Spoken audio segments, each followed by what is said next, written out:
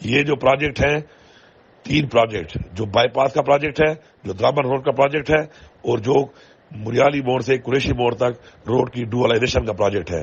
یہ پروجیکٹ میں نے منظور کیے تھے NHA سے، ان کے ٹینڈر ہوئے، ان کے ورک آرڈر ہوئے اور ان پہ کام شروع تھا.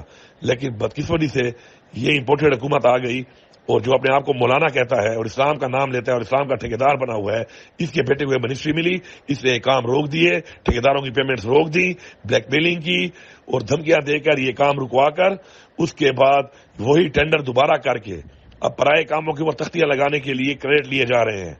یہ پورا ڈی خان جانتا ہے، یہ پورا پاکستان جانتا ہے، یہ دستاویزات میں یہ چیز کلیئر ہے. اور 90 کروڑ میں جو کام ہو رہے تھے وہ کام اب 3.5 ارب روپے میں انہوں نے دیے ہیں صرف کمیشن کے لیے اور حرام خوری کے لیے.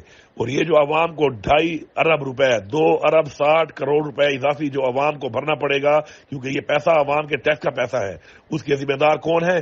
یہی لوگ ہیں. اب سچ بولنے پر، حقیقت بیان کرنے پر اگر اس طرح دعوے بولے جائیں گے اور بدماشیاں کی جائیں گی تو یہ قابل قبول نہیں ہے. آپ کو جواب دینا پڑے گا، آپ جواب دیں گے. 50 دن آپ کی حکومت کے نہیں رہ گئے. اس آخری ٹائم میں جو آپ نے ڈی خان کے لوگوں پر اتنا بڑا ڈاکہ مار دیا ہے، پاکستان نے خزانہ میں اتنا بڑا ڈاکہ مار دیا، تو آپ کا کیا خیال ہے کہ آپ کو جواب نہیں دینا پڑے گا؟ اسی طرح حرام خوریاں کر کر کے پہلے بھی آپ نے یہ اربوں روپے کی جائیدادیں بنائی ہوئی ہیں. حرام خوری نظر آتی ہے، حرام خوری کاغذوں میں ثابت ہوتی ہے. یہ ہے وہ حرام خوری. آپ ہمارے میں بات کرتے ہیں، ہم جو کام 90 کروڑ میں کر رہے تھے آپ وہ کام 3.5 ارب میں کر رہے ہیں. کس بنیاد پہ کر رہے ہیں؟ اتنے زیادہ ریٹ آپ نے کیوں دیے؟ جو ٹینڈر تحریک انصاف کی حکومت میں 28 بلوں 32 بلوں اور 37 بلوں پہ ٹھیکیدار لے رہے تھے اور کام بھی کر رہے تھے، آج آپ 40 سے بہو پہ وہ ٹینڈر دے رہے ہیں. 40 سے بہو پر پہلے ریٹ بھی ڈبل کیے، پھر 40 سے بہو بھی دیا. اس کے آپ جواب دہ ہیں اور انشاءاللہ آپ کو حساب اسا دینا پڑے گا. اس طرح بدماشی کر کے، صحافیوں کا منہ بند کر کے، لوگوں کے دفتروں میں گھس کر ان کا سامان اٹھا کے توڑ پھوڑ کر کے آپ اپنے آپ کو بچا نہیں سکتے. آپ یہ پاکستان کی عوام کا پیسہ ہے، پاکستان کی عوام کا ٹیکس کا پیسہ ہے، پاکستان کے خزانے کا پیسہ ہے. اس کا جواب آپ کو دینا پڑے گا. میں بھرپور مذمت کرتا ہوں اس کی، اور میں یہ بات واضح کرتا ہوں کہ جو سچائی ہے وہ سب کے سامنے ہے. پرائے کاموں پر تختی نہ لگاؤ، تکڑے بنو، نئے پروجیکٹ لے کے آؤ. پرائے کاموں پر تختیاں لگا کر اب لوگوں کو بیوقوف نہیں بنا سکتے میگا پروجیکٹ کے نام کے اوپر. یہ میگا کرپشن ہے، یہ میگا پروجیکٹ نہیں ہے آپ کا.